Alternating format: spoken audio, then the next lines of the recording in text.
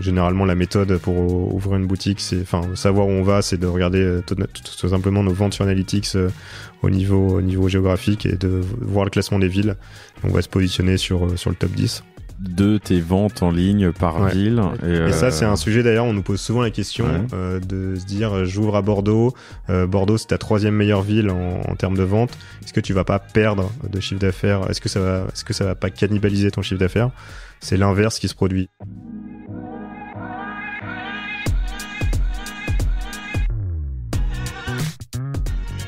Bonjour, bienvenue dans Le Panier, le premier podcast e-commerce. Mes invités cartonnent et me livrent leurs secrets de réussite et les problèmes qu'ils ont rencontrés pour qu'on puisse, ensemble, apprendre à vendre mieux et plus. Mon engagement ici est simple, avoir une conversation sans filtre et sans faux semblants, et à ce que vous repartiez inspiré des succès, mais également des échecs, de mes invités avec les bons outils et les bons réflexes. Je suis Laurent Kretz, cofondateur de Cosa Vostra, agence digitale qui fait des sites incroyables et des strates de communication et d'acquisition sur mesure. On travaille pour des grands groupes comme pour des startups, en France comme à l'international, que ce soit pour lancer un site, refondre un e-commerce, développer un SaaS sur mesure, poser une strate de contenu ou repenser un business model. Contactez-moi sur lepanier@cosavostra.com ou LinkedIn et je me ferai un plaisir de vous répondre. Bonne écoute!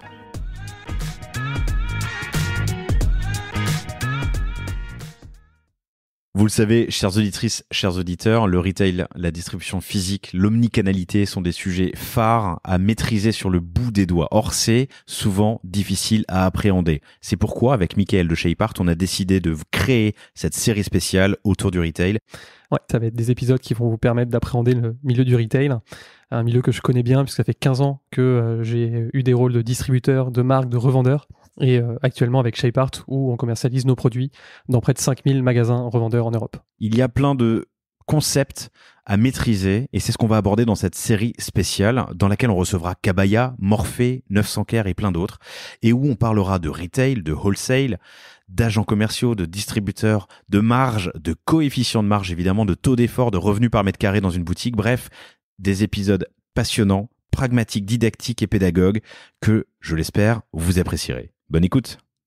Bonjour à tous, très heureux de vous retrouver pour ce nouvel épisode du Panier dans la série spéciale Retail. C'est donc les épisodes du Caddie que je suis très heureux d'enregistrer avec Mickaël. Salut Mickaël, ça va ? Salut Laurent, en pleine forme. Aujourd'hui, nous recevons Guillaume Alcan qui est le cofondateur de Monsieur Moustache que vous pouvez trouver sur m-moustache.com ou tout simplement dans votre moteur de recherche préféré. Salut Guillaume, ça va ? Salut à vous deux, merci de m'avoir invité.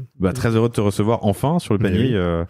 Il était temps. On s'est rencontrés au One-to-One à Monaco et vous deux vous connaissez depuis l'enfance, hein, c'est ça ? Exactement, ouais. Exactement.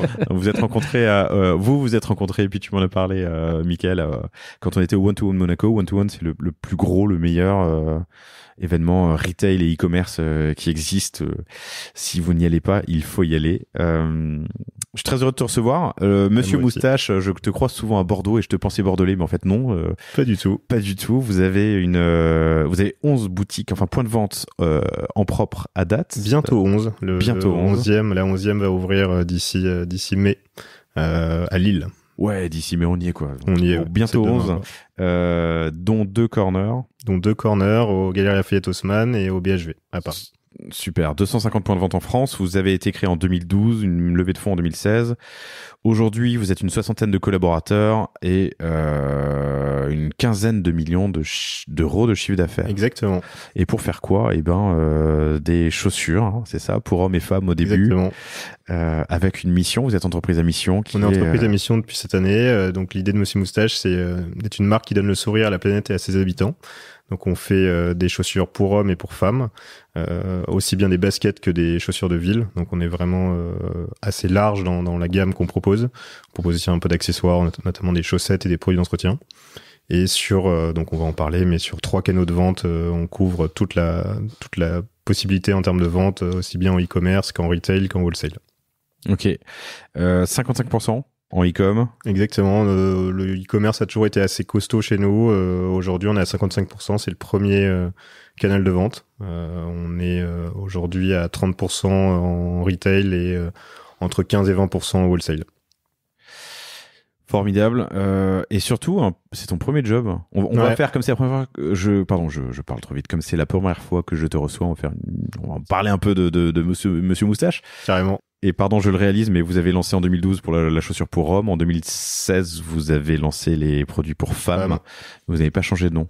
Et on n'a pas changé de nom. Madame Moustache, ça sonnait mal en même temps. Madame Moustache, ça sonnait mal. Ça a été un gros sujet. Mais on a préféré garder le même nom et ne pas trop s'étendre et commencer à partir dans tous les sens en créant une deuxième marque. Donc ça reste Monsieur Moustache pour le moment. Ok. Mais donc stage de fin d'études. Ouais, stage de fin d'études. En gros, on a créé la marque à 3, donc avec Antoine Vigneron et Thibaut Réplin qui étaient avec qui j'ai commencé et qui sont toujours mes associés aujourd'hui. Ça a un peu bougé. On s'est rencontrés en école de commerce tous les trois, donc à Léonard de Vinci, qui est une école à la Défense. On a tous les trois eu des parcours un peu différents dans l'école. Thibaut plus marketing com et Antoine et moi plus finance, contrôle de gestion. On s'est retrouvés en dernière année après avoir chacun fait des stages, enfin des césures assez longues dans diverses métiers, notamment moi à Shanghai, où je me suis retrouvé à faire du contrôle de gestion pour une boîte qui s'appelait Zanier, qui était leader dans la fringue pour enfants, notamment qui faisait tartiner chocolat et cacahuètes, ce genre de marque. Et on s'est retrouvé après en dernière année en master 2 à avoir envie de créer quelque chose, créer une marque, faire de l'entrepreneuriat, ce qui était assez rare à l'époque, où il n'y avait pas vraiment de master entrepreneuriat. On avait été voir notre directrice en lui disant on a envie de faire ça. Elle nous a dit ça tombe bien, on est en train de créer un incubateur, vous avez qu'à être la première promo. Et je pense qu'il y a 200 incubateurs qui ont dû naître entre 2008 et 2012, 2013. C'est la mode de l'incubateur. Donc on a postulé, on a été pris. Et le projet tenait à peu près la route, donc ils nous ont dit si vous voulez, ça peut être votre stage de fin d'études et on validera vos études comme ça. C'est une très bonne idée. Je vais raconter une histoire. Est-ce que pendant ce temps, je peux te demander de changer de chaise? J'ai oublié de vérifier, mais t'as la chaise qui grince. Queen. Et je vois que tu te balances. Donc, moi, mon stage de fin d'études, je l'ai fait sauter et je suis allé voyager en Asie du Sud-Est, où j'ai passé presque 8 mois en tout, parce que j'ai cumulé avec des vacances. Peut-être que l'entrepreneur... Alors, c'était génial, mais je me dis que le faire sauter pour créer une boîte, ça aurait été une bonne idée. Ouais, l'apprentissage est peut-être un peu différent. L'apprentissage est différent, ouais. Ouais, c'était pas mal, mais c'était surtout... l'avantage, c'était qu'on était vraiment étudiant-entrepreneur, donc il n'y avait pas vraiment de risque. On s'était dit, on essaye, et puis si ça marche pas, tant pis. On n'a pas mis énormément d'argent au départ, donc on a mis 5 000 € chacun pour être même très transparent. Donc c'était pas... À 20 ans, 21 ans, t'avais 5 000 balles qui traînaient, t'as demandé aux parents? Oui, aux parents, grands-parents, s'ils pouvaient nous aider. Vous avez mis 15 000 balles pour lancer la boîte? 15 000 balles, on a demandé 20 000 balles. Alors on a mis 5 000 € chacun, on a demandé 20 000 € à des potes. On a 20 potes qui ont mis 20 000 €, qui sont devenus actionnaires au départ, ce qui était plutôt pratique au départ, un peu moins après. On pourra en reparler. Et on a une banque qui nous a mis 20 000 € un peu de façon un peu par chance, que sur du papier. On a présenté le projet, ils nous ont dit ok, on veut bien essayer. Donc voilà. Et avec 55 000 €, ça nous a permis de créer la boîte, de faire une première production de 2000 paires, que pour hommes à la base, et de faire un peu de com, un peu de market, un peu de shooting pour lancer la marque et un site internet. Ok, c'est cool. Ah non, et du coup, là, c'est le moment du lancement, donc 2012. Ouais. Et là, dès le départ, dès jour 1, vous dites, OK, on lance e-commerce et on va essayer de les vendre en boutique. Enfin, Alors, à la base, on voulait... dès le départ, on s'est dit, il nous faut un site et faire un peu de wholesale. Du coup, ça s'est même un peu inversé. On s'est rendu compte que ça serait compliqué de faire 100% e-commerce dès le départ. Donc, on s'est dit, il faut qu'on aille voir déjà des revendeurs. C'est comme ça que ça marchait il y a 10 ans. Donc, on a sorti 3-4 prototypes. On les a mis... On a commencé à faire une liste de boutiques à aller voir, de revendeurs à aller voir, et on a fait un petit tour de France pour les rencontrer. T'as quel âge? Là, j'ai 34 ans. Pardon, à l'époque, du coup, t'avais 24. C'était en 2012, j'avais 24 ans, 23 ans. Ok. C'est cool. C'est mature de se dire que tu vas commencer par le B2B parce que tu auras des commandes, certainement des paniers plus importants, que ça pourra financer la suite, et de partir avec tes prototypes pour les présenter. Ça semble assez logique aujourd'hui. Ça semble assez logique. Après, il y avait quand même cet aspect. En 2012, il y avait pas Instagram. Il y avait, c'était c'était qu'aux US. Il y avait à peine Ulule venait de se lancer. C'est ça. Il y avait Kickstarter qui existait, mais on fallait le faire avec un compte en dollars. Enfin, c'était une galère. Et il y avait pas, il y avait en France Sarenza qui existait, mais il y avait pas t'achetais pas de chaussures sur internet, sur un site, sur une marque directement, quoi. Ça, pour le coup, c'est pour ça, quand tu dis c'est assez logique, en fait, ça dépend de la période, hein. C'est-à-dire que maintenant, 2023, on se dit oui, c'est assez logique. Tu fais la même chose en 2016 ou 2017, tout le monde aurait dit mais pourquoi aller en magasin, full e-commerce, DNVB, D2C. La logique, c'était à ce moment-là de faire les salons, présenter des collections, prendre des commandes, et le Graal, c'était d'avoir le printemps, les Galeries Lafayette ou le Bon Marché qui venaient de voir. Mais sauf si j'ai un billet d'ancrage, j'en sais rien. J'ai le sentiment que j'entends pas beaucoup ces histoires sur le panier. J'entends plus on a fait des protos, on les a mis sur Ulule, on a fait une campagne de crowd et on a lancé en B2B avant d'aller en B2B. Est-ce que tu as eu beaucoup de marques qui se sont créées avant 2016-2017 sur le panier? Possible que non. C'est peut-être aussi un biais de timing. Et c'est vrai que je l'ai eu avec Flotte récemment, et j'ai trouvé que ça sortait du lot, où ils ont fait comme toi 12 protos. Après, l'avantage du B2B aussi à l'époque, quand t'as pas de moyens, et encore aujourd'hui, c'est que faire une tournée avec tes prototypes, à part un peu d'essence pour ta voiture, et encore tu peux le faire en train, ça coûte pas grand chose, quoi. Ou en trottinette électrique. Nous, c'est ce qu'on a fait. Vélo, c'est ce qu'on a fait, à l'époque avec Shapart. On a fait les 500 premiers magasins en trottinette électrique, TGV Max et trottinette électrique. TGV Max et trottinette électrique dans les villes qui en avaient. Tu prends les 50 gares TGV de France en partant de Paris, et c'est parti, quoi. Vous avez fait un listing, comment vous avez procédé? Ouais, on a fait, donc on était 4, moi plus. Pardon, je suis désolé, je t'ai pas présenté. Pour ceux qui te découvriraient. Non, mais pour situer au moins. Ouais, Michael Weiss, donc je suis le cofondateur de Shapart. On fait des accessoires téléphone pour la mobilité, donc dans le vélo, le running, la moto. Et on a la particularité d'être omnicanal, depuis le jour 1, avec un réseau de quasiment 5000 magasins revendeurs en Europe. Et donc pour trouver ces premiers revendeurs en France, nous, on a pris la liste des 50 gares TGV à moins de 3 heures de Paris. Moi, je me suis fait accompagner de 3 stagiaires alternants, un de l'Ouest, un de l'Est et un du Sud-Est. On s'est partagé la France en 4. Et puis TGV Max, on faisait entre 6 et 8 magasins dans la journée, et on tournait en centre-ville avec les trottinettes électriques, quoi. Pour présenter tes produits. Produits dans le sac à dos, et tu présentais et tu montrais. Et c'est pour ça que ça me fait toujours rire, c'est ce que...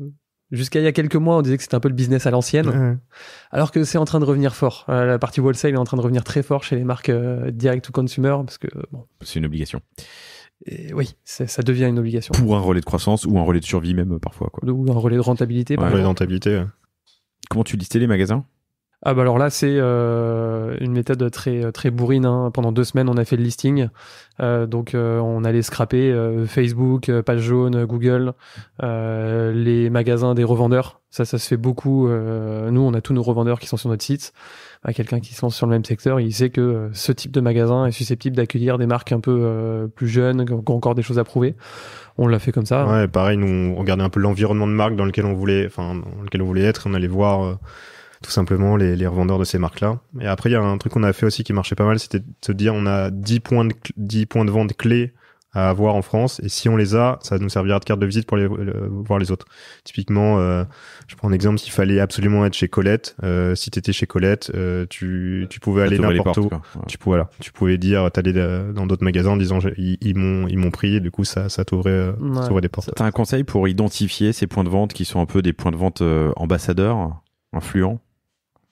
Il y a pas vraiment de conseils à part d'aller les voir, de se rendre compte, de discuter un peu, notamment à Paris, il y a quand même de quoi faire en termes de beaux concept stores, de beaux magasins, et de se dire où j'aimerais que ma marque soit distribuée, et à partir de là tu profiles et tu vois à peu près où tu veux être. C'est surtout l'environnement de marque, comme on le fait d'ailleurs dans le développement retail aujourd'hui, où on veut être à côté de certaines marques, et c'est ultra lié avec les revendeurs aujourd'hui.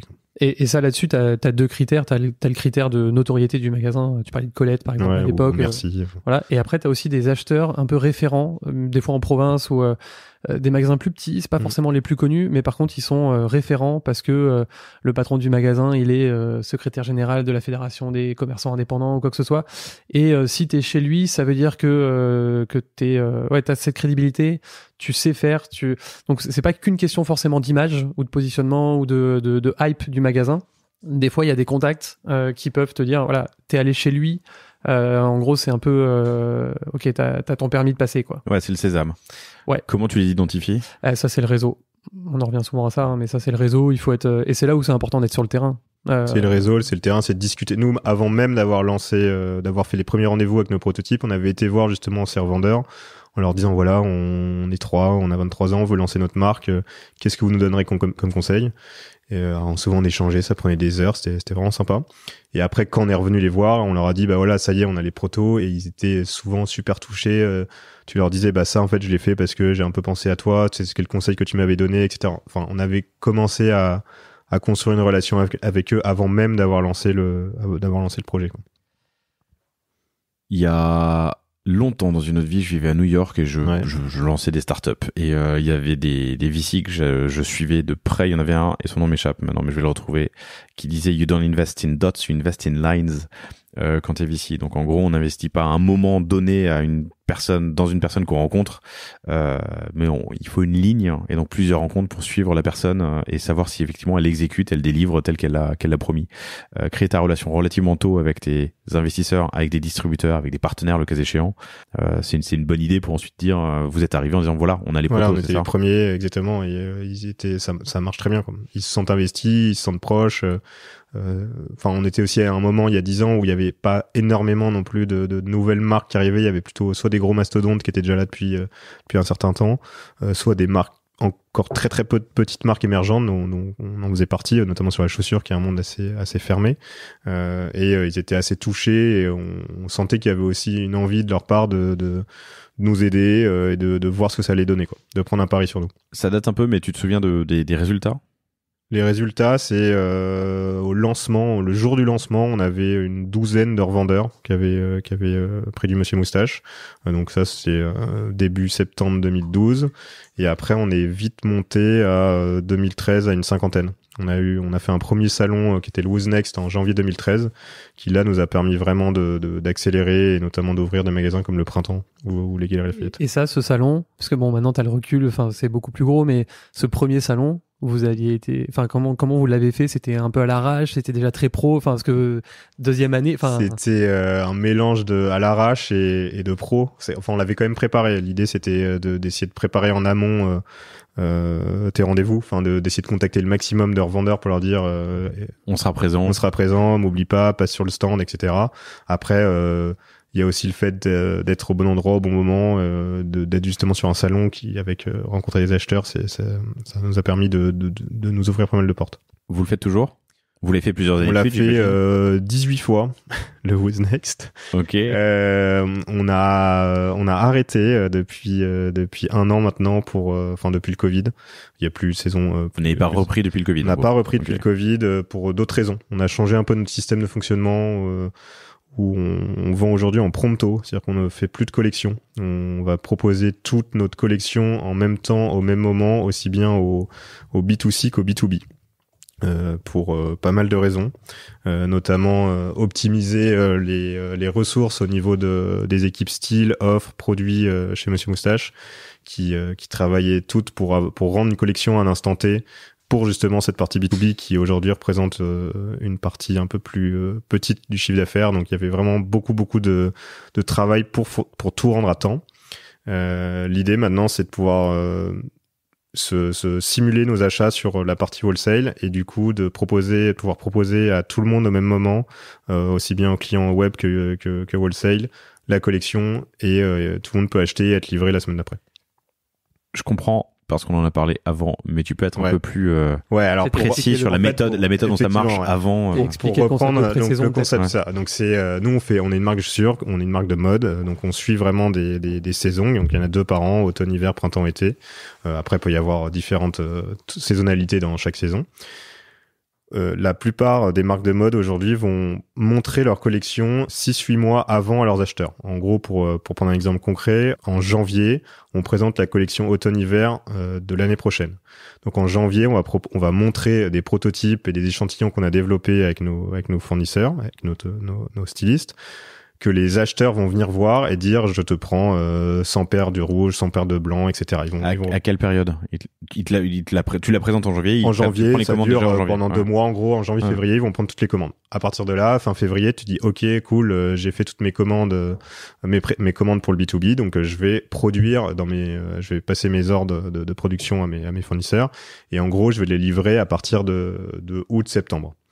Le problème que ça pose quand t'es omnicanal, c'est que tous tes canaux B2C, eux, n'ont pas vraiment besoin de cette saison d'achat parce que t'as pas besoin de présenter quoi que ce soit à des acheteurs pour pouvoir produire derrière. Donc, ce qu'on a fait, c'est qu'on a un peu inversé le modèle, c'est qu'on va pas se restreindre sur une date de fin d'échantillon disponible pour montrer à ses acheteurs. On va au moment de nos achats définir un volume qui va servir à la fois à supporter les objectifs sur toute la partie B2C, mais aussi sur toute la partie B2B. Donc on assume ce qu'on va produire pour la partie B2B. Une fois qu'on est en août-septembre, on va dévoiler la collection à la fois à nos clients classiques sur le site ou dans nos boutiques, donc qui découvrent les produits, mais aussi à la partie B2B. Et là, on va leur dire, voilà, maintenant, ça c'est disponible, tu peux acheter maintenant et être livré la semaine prochaine. Et l'idée, c'est que ça nous permet d'être beaucoup plus réactifs et souples sur les développements produits, en se disant, on n'a pas un rendu à faire en janvier et après c'est bloqué pendant 6 mois. L'idée, c'est de pouvoir un peu changer des modèles, voir un peu en fonction des allers-retours qu'on peut avoir. Ça donne beaucoup d'agilité. Et ça nous permet aussi d'être beaucoup plus flexible avec nos clients wholesale en leur disant t'as pas besoin de bloquer un budget 6 mois avant pour être livré 6 mois plus tard. Attends de voir ce qu'on a. On aura vraiment réfléchi à ce qu'on va lancer. Ça va être c'est pas que, enfin, il y a beaucoup plus de réflexion. Et à partir du moment où c'est dispo, bloque un budget pour nous et tu pourras être vraiment livré tout de suite. Ça c'est vraiment un changement. Pour ceux qui sont pas forcément dans ces secteurs-là, ça peut sembler un peu ok, ouais, c'est assez logique de faire un peu plus, de réduire et d'améliorer l'agilité, d'éviter de passer d'un cycle de 24 mois de développement produit à plutôt 12 mois, mais c'est vraiment un changement de paradigme qui est très très fort. Enfin, c'est vraiment une proposition de valeur qui est très forte pour une marque mode, ouais. de partir sur ce système de prompto. La pré-saison, c'est vieux comme le monde, quoi. C'est on commande 8 mois avant et on est livré, et puis les budgets sont bloqués. Ouais, exactement. Ça fige beaucoup les choses. Et là, l'idée, c'est d'être beaucoup plus agile, de faire aussi beaucoup plus d'acquisition et même de CRM sur la partie B2B, là où aujourd'hui on pense vraiment que acquise CRM sur le B2C, mais là l'idée c'est de faire pareil avec un site internet qui tourne pour le B2B où les revendeurs peuvent acheter directement, acheter peut-être moins mais plus souvent. C'est aussi un truc qu'on veut pousser. Mais j'imagine que le revendeur peut y être sensible, mais t'as toute une industrie ou des habitudes en tout cas à changer.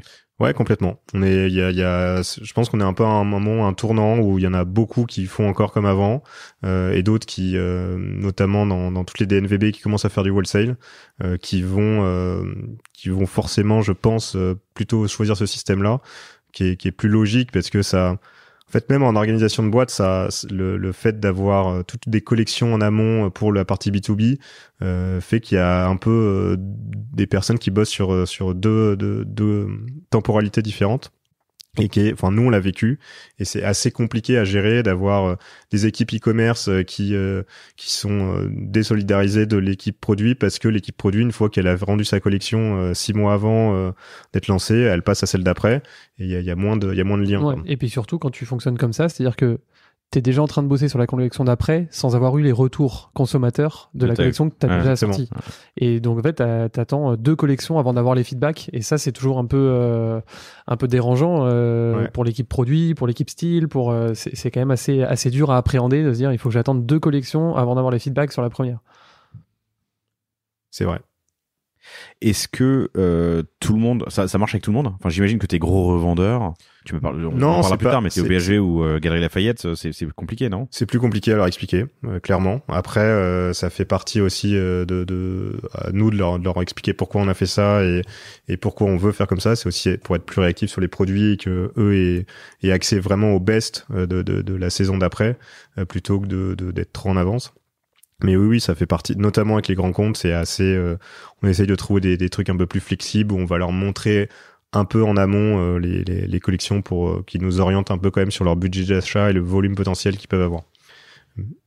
Sur les désavantages de cette méthode, parce que c'est pas que il n'y a pas que des bons avantages. En termes de financement, par exemple, alors financement des stocks et forecast. C'est ça. En termes de forecast, nous on pense qu'on arrive maintenant très bien à prévoir à peu près ce qu'ils vont acheter. Enfin même à 90% de savoir ce qu'ils vont acheter parce qu'on va au fond déjà, on fait aujourd'hui 70% de direct, donc de B2C, donc il faut qu'on achète 70% de ce dont on a besoin.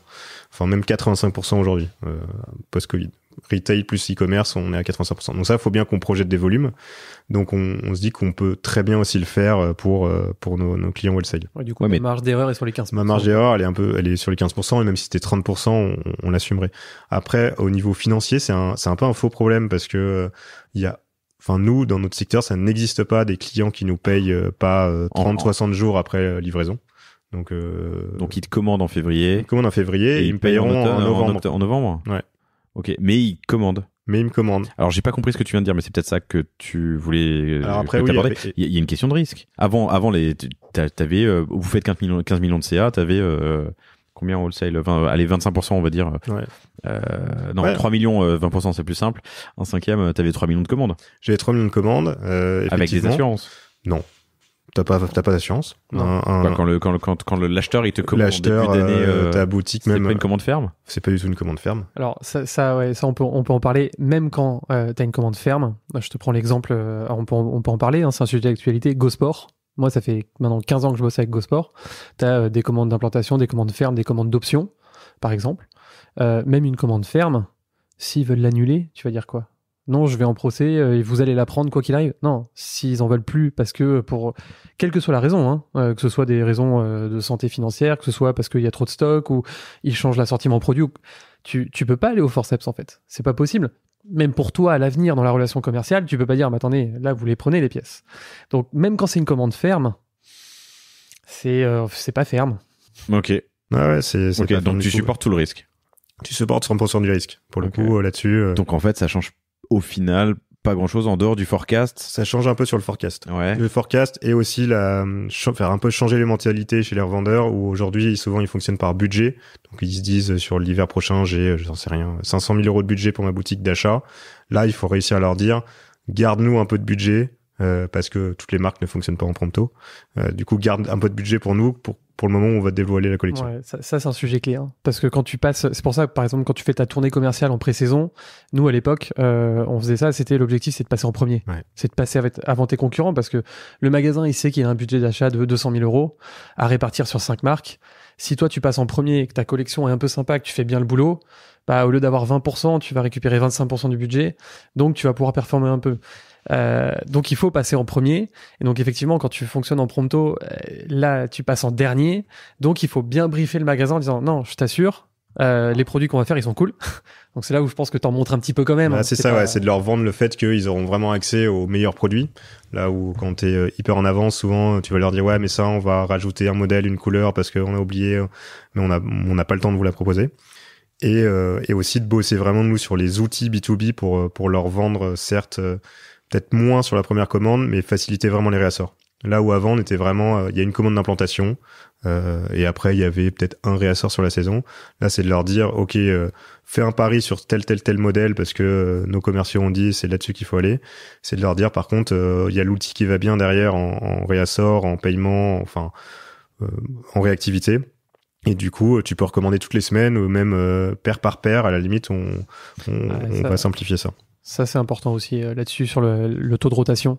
Un magasin qui va te commander régulièrement, en fait, il va vendre beaucoup plus parce qu'il pense à toi tout le temps. Il dit, mais attends, je repasse encore une commande moustache et encore. Putain, Ouais, c'est un cercle vertueux, quoi. C'est un cercle vertueux, et donc il vaut mieux vendre en 5 fois que alors toujours en absorbant l'écologistique, mais c'est l'idée. Ouais. Sauf que tu arrives après la bataille. Enfin, j'avais une question, mais tu y as répondu à l'instant. C'est que tu peux, quand tu lui parles en janvier ou février, quand il prend la commande, tu peux négocier. Ouais. Vas-y, prends-en plus. Enfin, mais j'ai confiance à vendre. Là. Bah, t'as souvent des offres de pré-saison. D'ailleurs, c'est souvent comme ça. C'est si tu commandes 8 mois avant, en plus de ça, je te fais 5% de plus. Donc, hésite pas à charger la mule en implantation. Donc là, t'arrives un peu après la bataille. Ou avec des promesses. Enfin... Mais avec des promesses qu'ils aient accès aux meilleurs produits, qui soient livrés de façon beaucoup plus réactive, et que ils fassent des réassorts et que ça avance comme ça. Et accessoirement, nous, ça simplifie aussi beaucoup l'organisation de la boîte sur la création. T'as parlé d'outils. Ouais. Tu peux m'en dire plus? Ouais. Alors nous aujourd'hui on est sur Shopify. Enfin on a fait un énorme switch en septembre dernier. On a changé tous nos outils, absolument tout. On est passé sur Shopify de quel outil? De PrestaShop à Shopify. Ok. On est passé sur Shopify POS pour toutes les boutiques. On était sur Odoo POS avant. Et on a aussi changé. On a changé de CRM. On est passé sur Klaviyo. On était sur Mailchimp avant. Sendinblue pardon. On est passé sur Gorgias en service client et on est passé sur Yellow en suivi de gestion de retour, qui est un gros sujet dans la chaussure. Yellow, ouais. Comment tu l'écris? YAYLOH, qui est une solution de retour. Yellow. Ouais. Yellow. Une solution de suédoise créée par une française. Qui on s'entend bien, qui bosse notamment avec Isée, qui l'utilise beaucoup. Nous, on a le sujet retour est assez costaud chez nous dans la chaussure. On est à 18-20% de taux de retour. Tout pays confondu. Alors aujourd'hui, en e-commerce, on est à 90% en France, donc c'est très France. Mais ouais, sur l'Allemagne, typiquement, c'est plus 25. Il y a des pays où c'est plus costaud. Et c'est un truc qu'on va suivre de plus en plus près parce que c'est assez coûteux.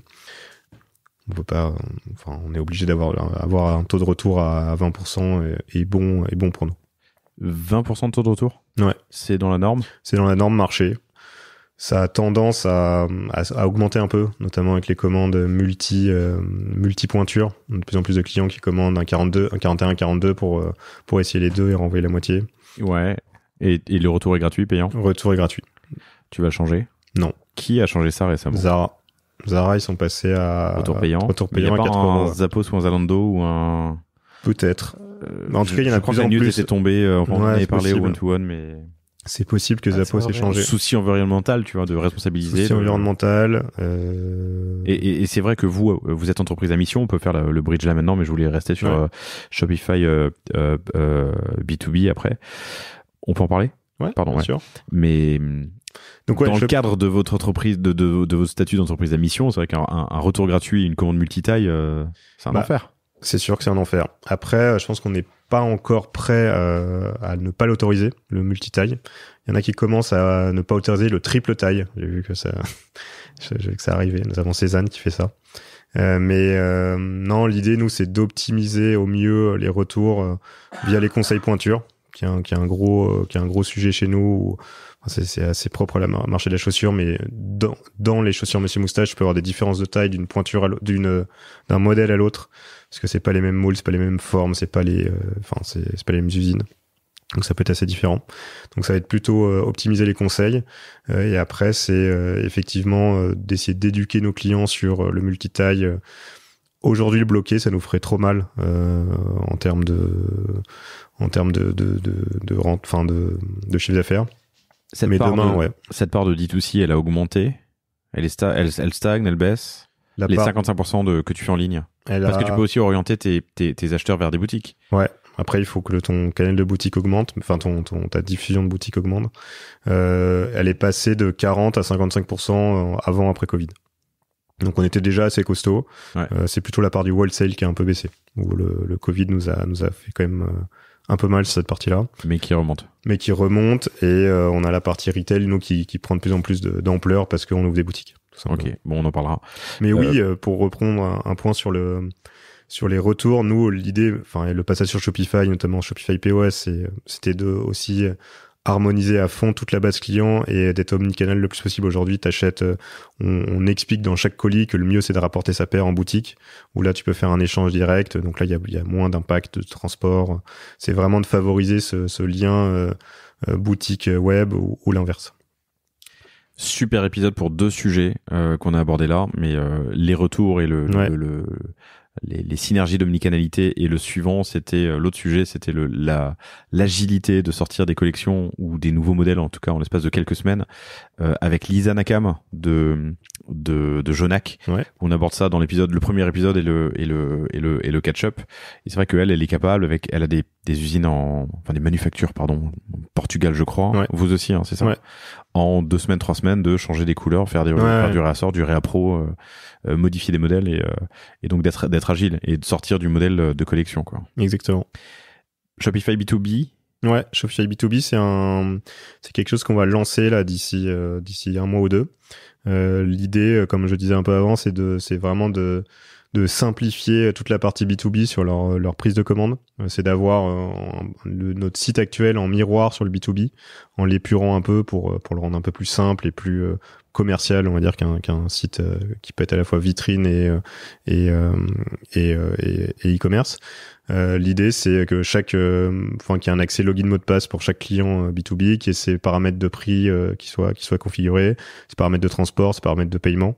Et l'idée, c'est vraiment d'omnicanaliser tout jusqu'au B2B avec un stock commun, les produits communs, que vraiment tout soit mutualisé, et même de faire de la com à nos B2B comme on fait de la com à nos clients B2C, avec des newsletters plus ciblés, plus com, vraiment être beaucoup plus e-commerce en fait sur cette partie B2B qui était aujourd'hui trop traditionnelle, on trouvait. Avec la différence que, j'imagine, mais je te pose la question, sur 100 acheteurs particuliers, il y en a 99 qui ont déjà fait des achats en ligne, ont l'habitude d'un formulaire carte bleue, d'une commande. 100 acheteurs B2B, c'est moins le cas. Tous différents, quoi, non? Ils sont tous différents. Après, beaucoup. Ça change. Ça change. En tout cas, t'as une diversité d'usage qui est peut-être T'as une diversité. Par contre, le site B2B pour les magasins, maintenant, si t'en as pas, t'es mort.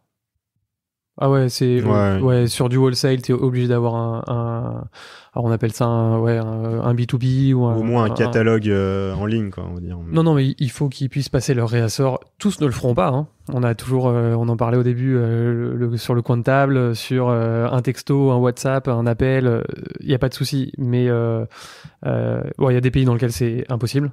En Allemagne, si t'as pas de B2B, t'es mort. Si t'as pas un site, t'as pas un webshop dédié aux pros, t'es mort. C'est impossible de vendre.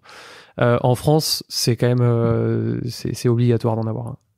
Même si tous ne l'utiliseront pas, je sais pas si t'as déjà t'as pas encore des stats du coup sur le pourcentage d'utilisation, mais c'est quelque chose à avoir absolument. C'est absolument à avoir. Et même, on a encore de la commande, vraiment, effectivement, des gens qui prennent une photo sur un coin de table avec, tu m'en remettras 2 packs de 12 de chaussures rouges, quoi.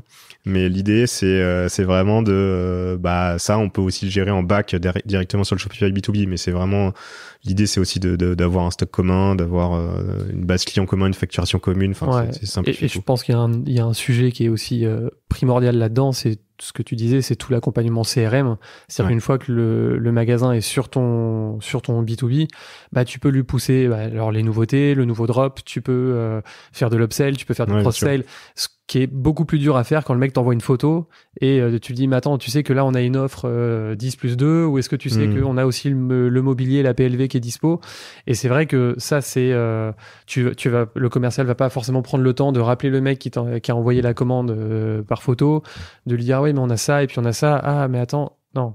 Et ça, c'est aussi le gros avantage d'avoir un outil e-commerce dédié au wholesale, c'est que tu peux toute la mécanique que tu as en B2C, tu peux l'avoir aussi en B2B, puisque je sais plus dans quel épisode c'était, mais l'acheteur, ça reste un consommateur comme un autre, quoi. L'acheteur est un consommateur comme les autres. Ouais. Exactement. Je sais plus, mais on retrouvera. On retrouvera l'épisode, on le mettra dans la description. Cool. Donc, omnicanalité dès le début. Ouais. On a parlé du lancement de la femme très rapidement, mais... Alors ouais, c'est un vrai sujet parce qu'on a lancé la femme fin 2015, début 2016. L'idée, c'était, on avait de la demande, c'était un marché qu'on savait plus gros que l'homme. Aujourd'hui, on fait 70% de femmes. Donc ça s'est vraiment, s'est vraiment inversé. Il y a pas de comparaison. Le marché est plus gros. On peut faire plus de produits. On peut proposer plus de modèles différents. Enfin, c'est vraiment, ça s'est vraiment inversé. C'est vraiment ça il y a 2 ans. Intéressant. Faudrait poser la question à Asphalt aussi, qui a lancé la ferme il y a quelques années, qui a d'ailleurs ouvert leur première boutique. Alors c'est temporaire, hein, c'est éphémère, ça dure jusqu'à l'été, mais l'épisode sort la semaine prochaine. On sera mi-avril, donc vous pouvez aller le voir. Asphalt a ouvert sa première boutique. 70% des ventes. Ouais. Ok. 70% en femmes aujourd'hui. Ok, intéressant. Et entre hommes et femmes. Tu vois qu'il y a un repeat plus élevé. Est-ce que, enfin, c'est dû à quoi? La gamme qui est plus large, plus profonde, ou est-ce que il y a un repeat plus élevé chez Il y a un repeat plus élevé chez la femme, un comportement d'achat plus élevé, enfin plus de volonté d'achat chez la femme. En homme, il y a un repeat qui est là, mais qui est plus sur les mêmes modèles, sur le même achat, le réachat. Là où en femme, il y a vraiment un besoin de nouveauté. Aujourd'hui, on renouvelle 50% des collections d'une saison à l'autre, et notamment sur la femme, parce que il y a des tendances, il y a des nouveaux modèles à apporter, nouvelles formes, des nouveaux talons, etc. Là où en homme, l'idée, c'est d'avoir plus des basiques avec des couleurs vont se renouveler un peu moins, et notamment sur la chaussure ville.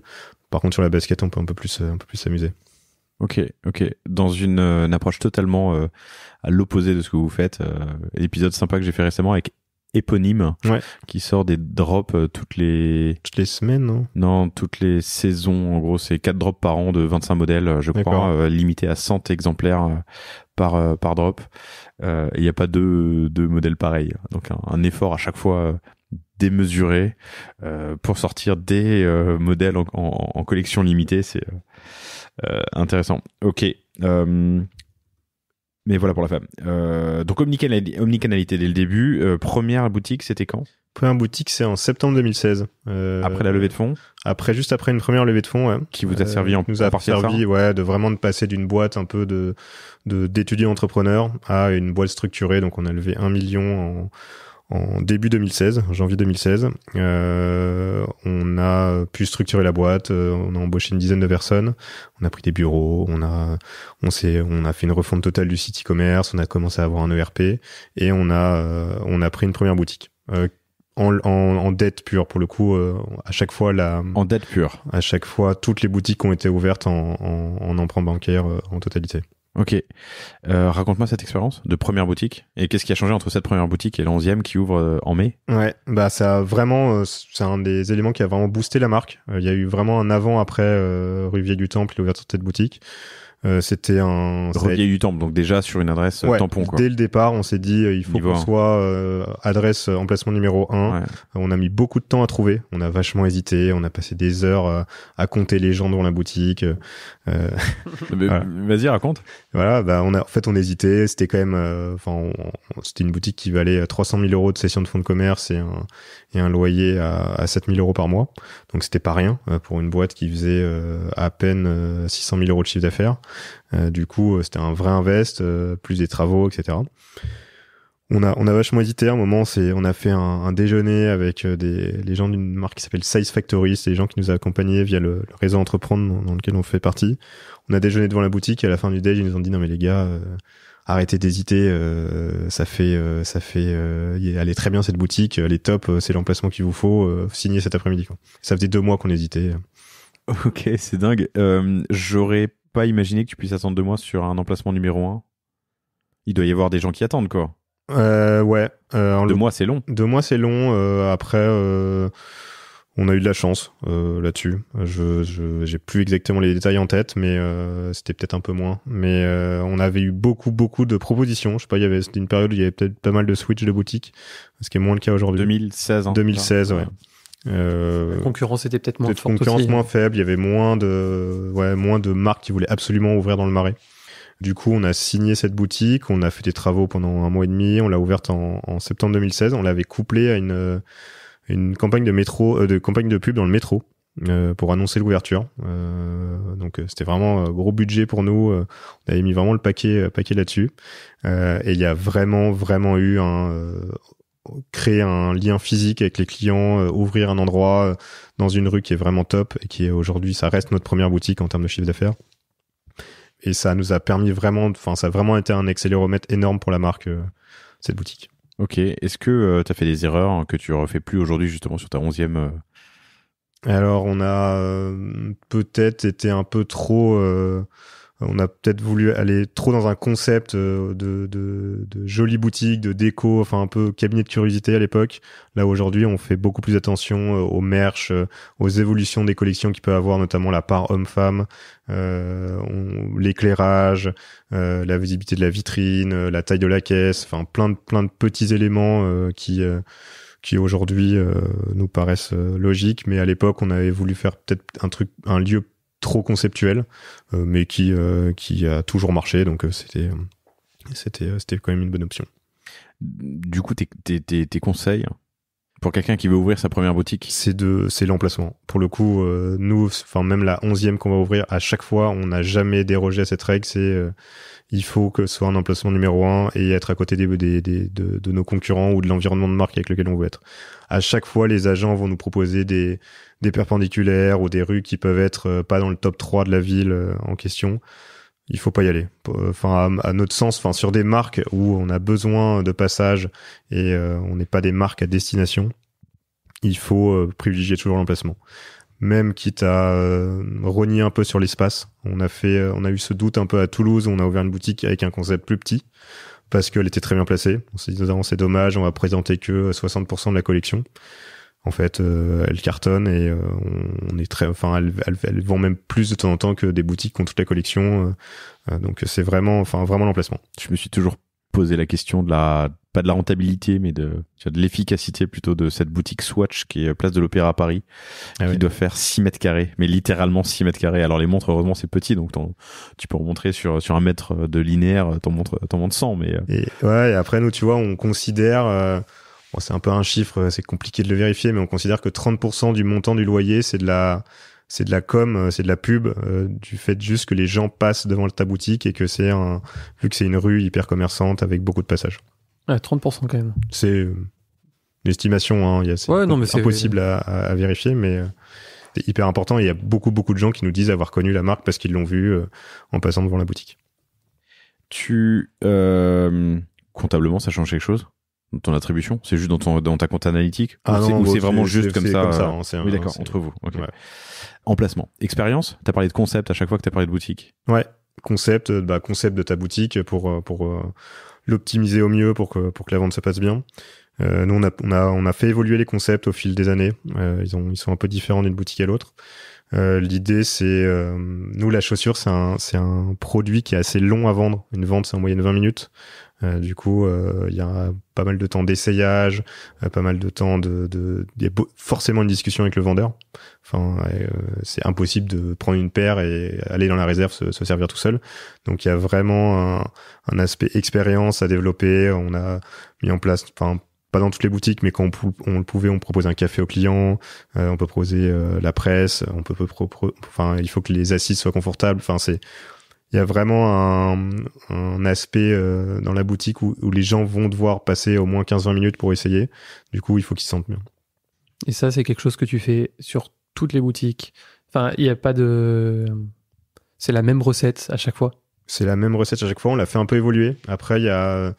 l'avantage et le désavantage des emplacements numéro 1, c'est que souvent le week-end ça sature un peu plus. Du coup, il faut pouvoir se mettre en mode un peu plus vente. Faut que 20 minutes il passe à 15. C'est ça. Non, pas ça, mais il faut qu'il y ait plus d'assises. Faut on peut avoir des chaises qu'on va sortir juste pour les samedis pour pouvoir justement servir plus de monde en personne. Mais l'idée, c'est d'essayer de. Ça nous a même arrivé de bloquer un peu pour pas qu'il y ait trop de monde d'un coup en même temps pour pas pour garder une bonne expérience. Et là, vous avez, maintenant on peut dire que vous avez une recette, là vous lancez la 11e, plus avec les 2 corners. Le potentiel, tu le vois où sur les années à venir? Combien de boutiques tu veux monter?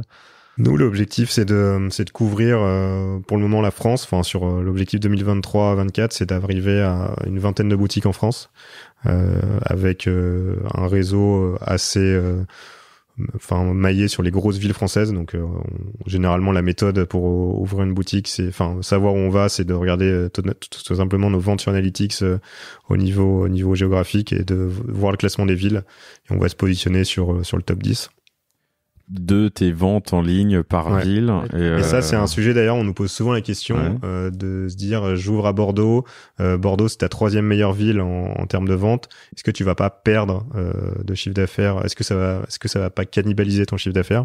C'est l'inverse qui se produit. Généralement, tu ouvres à Bordeaux, tu ouvres une boutique dans une ville où tu n'es pas, où tu étais fort en e-commerce, ça va amplifier les deux.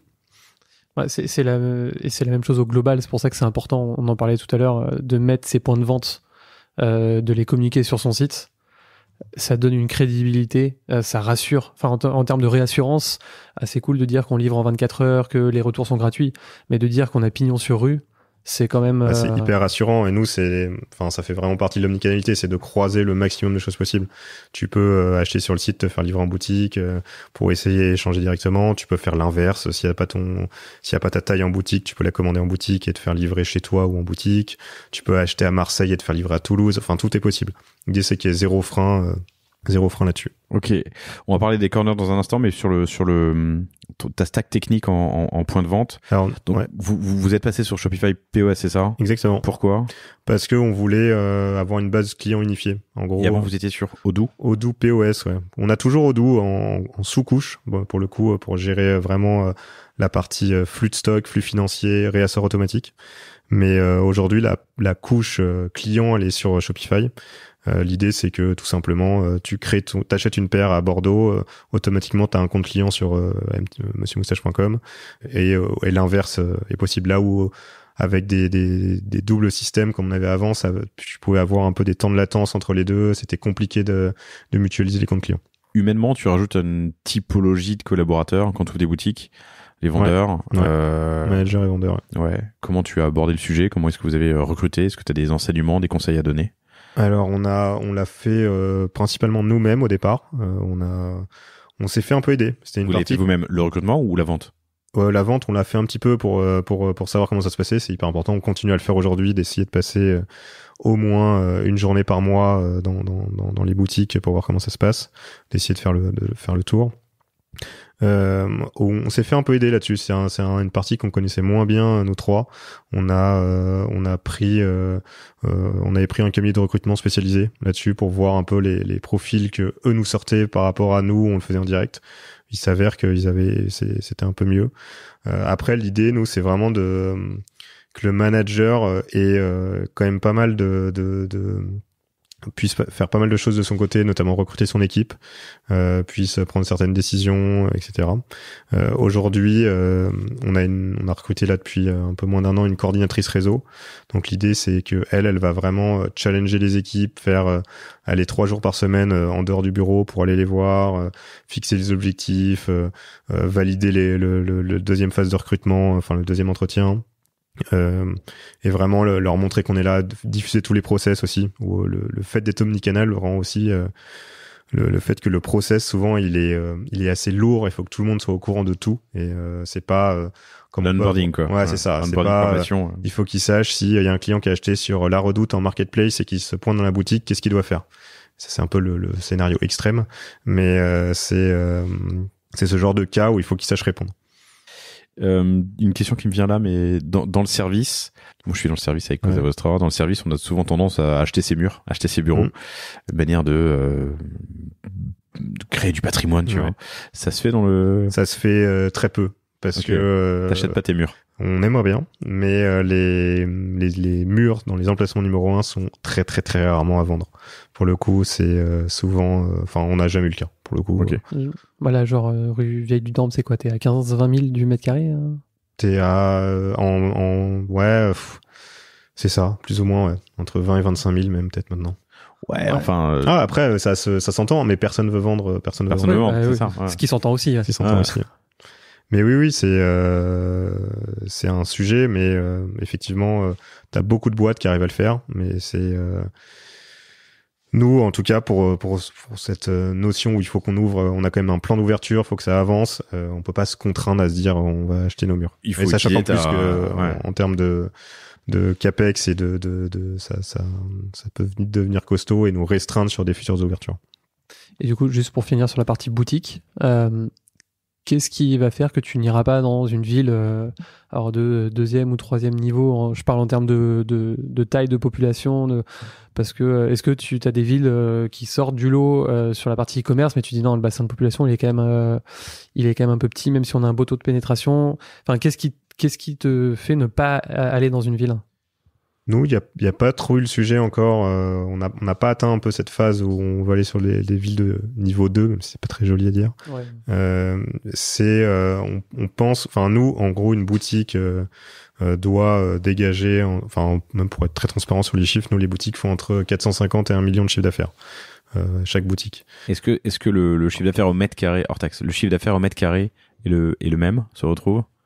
Plus ou moins, parce qu'on n'a pas de boutiques qui sont, on en a pas une qui fait 200 mètres carrés, une qui fait 30 mètres carrés. Elles font toute, la plus petite fait 25 et la plus grande doit faire 70. Donc, c'est pas, 25-70? Ouais. Oui, donc du x3. x3. Et x2 sur ton CA, quoi. C'est ça. Ok. On est bon. Tu as aussi 2 corners. BHV, ouais, j'ai 2 corners qu'on a ouverts. BHV et Galeries Lafayette. BHV et Galeries Lafayette qu'on a ouvert il y a que sur la femme pour le coup. Parce que c'est séparé chez eux. Ça fait longtemps qu'on bosse avec, donc BHV appartient à Galeries Lafayette. Enfin, encore pour quelques mois. Ouais. Mais, quelques semaines. On sait pas trop comment ça va se passer, mais on verra bien. L'idée, on était déjà distribué dans ces 2 magasins-là, et notamment sur tout le réseau Galeries Lafayette. L'idée, c'est pour aller plus loin et pour encore une fois avoir, être plus en accord avec la marque. On voulait notre force de vente et avoir nos corners. Donc, l'idée, c'était d'ouvrir, ça a été fait en collaboration avec eux, c'était d'ouvrir chez eux pour augmenter le chiffre d'affaires. Et être plus présent avec notre discours de vente et c'est nous qui choisissons les produits qui sont mis là-bas. Grosse différence, j'imagine, entre le retail et le... Ouais, c'est différent. Il y a des contraintes de merch qui sont demandées par les grands magasins. Il y a des temps d'accès au stock. Il y a des temps d'accès au stock qui sont longs. Les stocks sont souvent assez loin dans les grands magasins, avec pas souvent aux mêmes étages. Il y a des contraintes horaires. Ça ouvre plus tôt, ça ferme plus tard. Il y a pas mal de trucs à gérer. Il faut pouvoir aussi former les équipes de vente quand ton staff en propre n'est pas là pour savoir comment vendre ta marque. Il y a pas mal de choses à aborder. Après, c'est un environnement de travail qui est différent avec d'autres managers. Et pour toi, ça reste rentable, ça reste un centre de profit, ou là tu parlais des 30% de marketing sur une boutique. Est-ce que là tu te dis, bah non, en fait c'est du 50-50, on est là aussi pour diffuser la marque? C'est un mélange des deux. C'est à la fois pour diffuser la marque, mais l'idée, nous, c'est pour le coup, on ne fait pas de projet qui ne soit pas rentable. Si c'est pas rentable, on arrêterait. Donc c'est rentable, certes un peu moins vu qu'il y a des commissions de leur côté, mais l'idée c'est toujours d'être dans la rentabilité. Ok, cool. Dernier point que je voulais aborder, c'était le wholesale. Ouais. Vous avez bossé avec des agents, vous avez quitté des agents pour faire vous avez commencé en propre, vous avez tout fait. Vas-y, raconte-moi. Tout fait. On a commencé tout seul, donc vous vraiment avez commencé avec, tout seul, avec au début, notre valise à roulettes dans le coffre et nos prototypes de chaussures. On a ensuite, on a eu, c'était surtout mes 2 associés qui faisaient cette partie. Ils en ont eu un peu marre et on sentait qu'on arrivait. C'est pour ça que tu le dis avec le sourire, parce que c'est les associés qui ouais. On sentait que, ça devenait compliqué, on pouvait pas être partout. Du coup, on a pris 5 agents pour couvrir toute la France, vraiment zonés, sud-ouest, nord-est, etc. Ça s'est plutôt pas trop mal passé. Ça nous a permis en fait de passer une étape où on avait moins ce souci d'être tout le temps sur le terrain, d'aller voir les clients. Et eux en plus avaient leur carnet d'adresse, leur réseau, là où nous on l'avait pas forcément. Donc ça nous a permis d'ouvrir des portes et de continuer. Il y a un moment où on avait eu envie de reprendre le truc en main. Ça a été après cette levée de fonds en 2016 où on s'est dit on va internaliser plus le côté commercial. Donc on avait recruté 3 personnes à ce moment-là. Donc il y a un agent pour le coup avec qui on avait continué parce que ça se passait bien. Les autres, d'un commun accord, on a arrêté pour reprendre le truc en main. La rupture n'a pas été trop délicate avec les agents? C'est pas évident. C'est jamais trop évident. C'est le statut d'agent est assez protégé en France. On en a parlé beaucoup avec Emilien Foiré de Cabaya, je vous recommande cet épisode, mais effectivement, il a des droits sur ta marque. C'est ça, il a des droits sur ta marque, sur des listes de départements, et même si toi tu fais une vente avec un client qui est à Bordeaux, alors que ton agent l'a pas vu, il est retiré, il est rétribué, il a une commission aussi dessus, parce qu'il a un droit de territoire, quoi. La logique derrière, pour ceux qui sont pas à l'aise avec le sujet, c'est qu'il a travaillé le territoire pour essayer d'aller vendre ta marque, donc il en augmente la notoriété, la connaissance, potentiellement les ventes. Si tu le vires du jour au lendemain, tu tires profit encore de son travail des années précédentes, des temps passés. Donc c'est pour ça qu'il a entre 1 et 2 ans de com. Comment ça s'appelle ? Un droit de... Entre 1 et 2 ans de commission. De commission, mais il y a un terme, il y a un nom sur cette clause ou c'est... je crois pas. Voilà. Non, je sais pas. Mais oui, on a eu le cas, pour le coup, on a dû arrêter et payer des droits pendant 2 ans sur des territoires où l'agent était zoné à la base. On a fait cette étape commerciaux qui a plutôt bien marché. Le Covid est arrivé, on a vraiment pris un gros coup dans le wholesale où avec toutes les boutiques fermées, les confinements, on a vraiment réduit la voilure là-dessus. On a perdu tous nos distributeurs à l'étranger, enfin au grand export, notamment Japon, Corée, où le fait de plus pouvoir y aller nous a fait qu'il y avait plus de relations et c'était compliqué de continuer, donc ça s'est arrêté. Après le Covid, on a relancé d'une autre façon, c'est qu'on a repris le wholesale en direct en France. Donc on a absolument plus d'agents en France, donc c'est nous en interne qui faisons tout, et on a pris des agents pour le coup sur des pays européens. Donc aujourd'hui on a un agent en Allemagne, aux Pays-Bas, au Danemark, en Espagne, en Angleterre, où eux ils vont pour le coup nous apporter plus leur connaissance du terrain, des marchés en direct, avoir des showrooms. Et ça, on trouve que c'est plutôt sain parce que autant en France, on arrive maintenant à gérer assez facilement nous-mêmes, aller connaître tous les distributeurs allemands, danois ou anglais, c'est un peu plus compliqué. C'est compliqué, ouais. C'est plus compliqué. Donc plutôt des agents ou des distributeurs à l'international? Alors nous, on est sur l'Europe, on ne marche qu'avec des agents. Un agent prend en gros entre 10 et 13% de com. Un distributeur, nous on l'a fait et on est en train de rediscuter avec des distributeurs. Ça c'est plutôt sur du grand export. Donc États-Unis, Canada, ou Asie, Japon, Corée. Où là on va effectivement le distributeur est beaucoup mieux parce que on va lui vendre X paires. C'est lui qui prend le risque du paiement et après il se débrouille. Du coup, ouais, là, en termes de commission, t'es aussi. Par contre, c'est plus élevé. Ouais, c'est plutôt 18-25%. Ouais, ce qui est encore entre 18 et 25%, c'est encore sur la fourchette basse aussi parce que vous avez un panier moyen qui est assez élevé. Plus élevé. Ouais, tout à fait. Mais la strat distributeur est bien. Enfin, on pense sur le grand export. Et là, sur la partie agent que vous avez sur les pays européens, c'est des agents. Par exemple, en Scandinavie, en Angleterre, c'est un mec solo qui fait tout le pays ou il a ses sous-agents derrière? Ça dépend. On a un peu tous les types. Soit le type solo qui fait tout le pays, notamment par exemple en Belgique, soit un agent qui a des sous-agents aussi dans le pays ou qui a un gros showroom avec plusieurs marques et du coup qui va recevoir ça c'est pas mal. C'est un sujet sur lequel il faut faire toujours attention de bien distinguer entre agent et master agent. Master agent, c'est lui qui a la carte et après il dispatche. Donc s'il va prendre par exemple 13 points, en fait il va donner 8 à ses agents, à ses commerciaux et il en gardera 5 pour lui pour ses frais quoi. Et ça faut toujours bien faire attention parce que quand c'est bien structuré, ça peut être très chouette. Ouais. Quand c'est pas si bien structuré ça, en fait ça devient un peu opaque quoi. En fait tu rajoutes une couche d'intermédiaire donc pour descendre ton image de marque, ton discours de marque, ton marketing, ça peut commencer à devenir difficile quoi. Comment tu les as trouvés? Alors vraiment réseau et bouche à oreille. On en trouve un qui va te donner un autre, qui va te parler d'un troisième, etc. Parce que c'est pas sa zone ou parce que c'est pas sa zone et tu lui dis voilà tu connais pas quelqu'un en Allemagne qui fait la même chose que toi, il fait ah bah si souvent les marques ont des agents en commun donc ça peut souvent être un peu les mêmes réseaux. Les salons tu rencontres beaucoup d'agents mine de rien dessus. Ils viennent te voir, ils viennent te vendre un peu leur showroom. Sauf qu'il faut y aller au salon et vous aidez plus. Il faut y aller au salon, on y va moins. On n'a pas arrêté, on arrête les salons où on fait de la précommande. Typiquement le Maison et Objet qui est un salon vraiment plus prompto, on va recommencer à le faire. Salons comme le Pitti à Florence, c'est des salons qu'on va recommencer à faire aussi. Et est-ce que vous animez votre réseau d'agents? Est-ce que 2 fois dans l'année, vous faites venir tout le monde au siège? Tout comme les équipes retail. C'est un truc qu'on fait 2 fois par an. On fait venir tout le monde, agents ou équipe magasin, équipe boutique, pour à la fois leur présenter la nouvelle collection, faire un point, se parler des objectifs, se parler des différents challenges qu'on peut faire, notamment au niveau retail. Se parler. Après, à chaque fois, on arrive à faire, alors plus sur la partie retail, mais des ateliers sur leur montrer comment on conçoit une chaussure, faire un atelier sur l'entretien, un atelier sur l'impact d'une chaussure en termes de CO2, comment parler de tous les matériaux éco-responsables qu'on utilise, notre programme de recyclage. Donc ça, c'est vraiment des sujets qu'on va pousser 2 fois par an avec eux, quoi. Et pareil avec les agences, on les fait venir au moins 2 fois par an. Sur le temps d'une journée, 2 jours. Une journée, généralement une journée. Et tu les rinces bien. C'est ça, et tu fais un bon déjeuner, et si c'est possible et qu'ils repartent pas le soir, tu dînes avec eux, mais c'est vraiment qu'ils discutent avec les équipes aussi en interne, notamment style, produit, pour qu'ils se rendent compte de comment ça marche. Cool. Écoute, beau tour d'ensemble. Si. Je crois qu'on a abordé, je revérifie mes notes, mais tous les points que je voulais voir.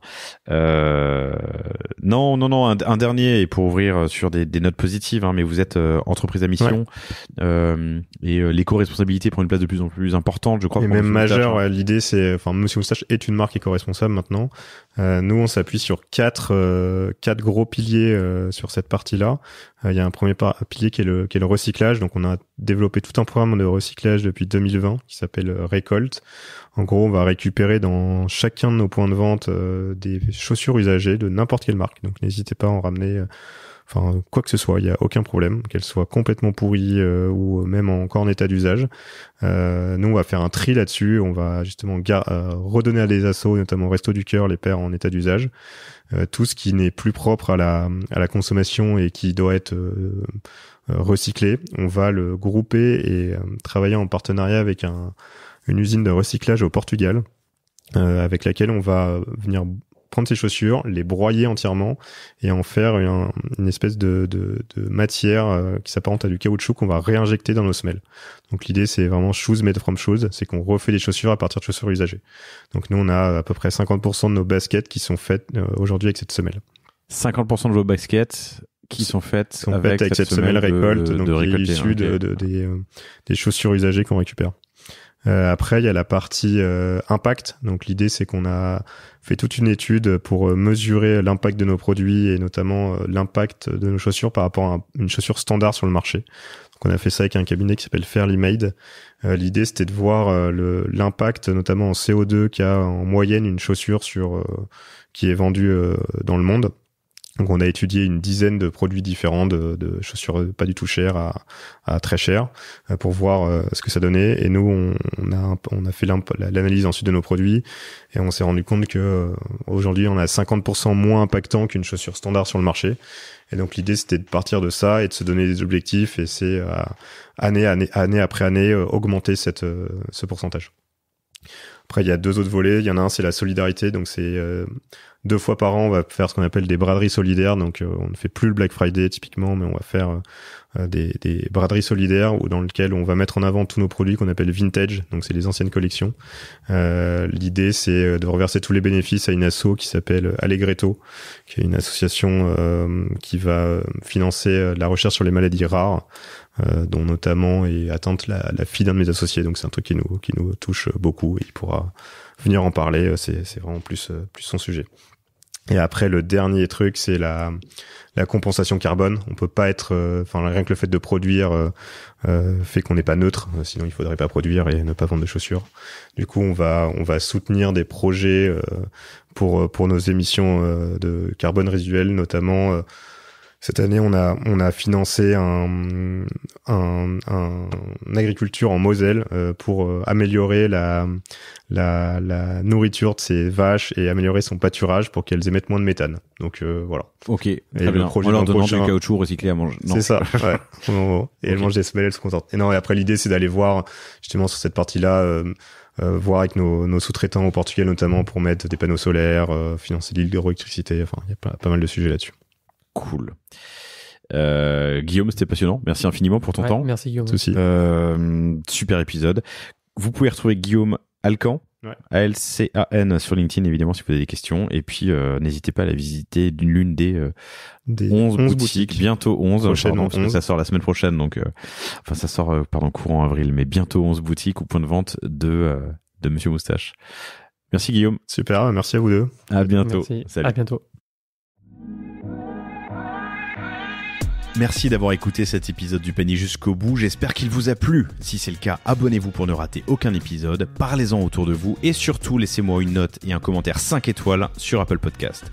N'hésitez pas non plus à le partager à chacun de vos amis dans le business, chaque nouvel auditeur est une victoire. Si vous avez besoin de lancer ou refondre votre site internet, de créer un Shopify ou un WooCommerce, de performer avec une stratégie de contenu efficace, n'hésitez pas à me contacter à l'adresse lepanier@cosavostra.com. On se fera un plaisir de vous répondre. Et enfin, et surtout, inscrivez-vous à la newsletter du panier sur lepanier.io. À bientôt pour un prochain épisode.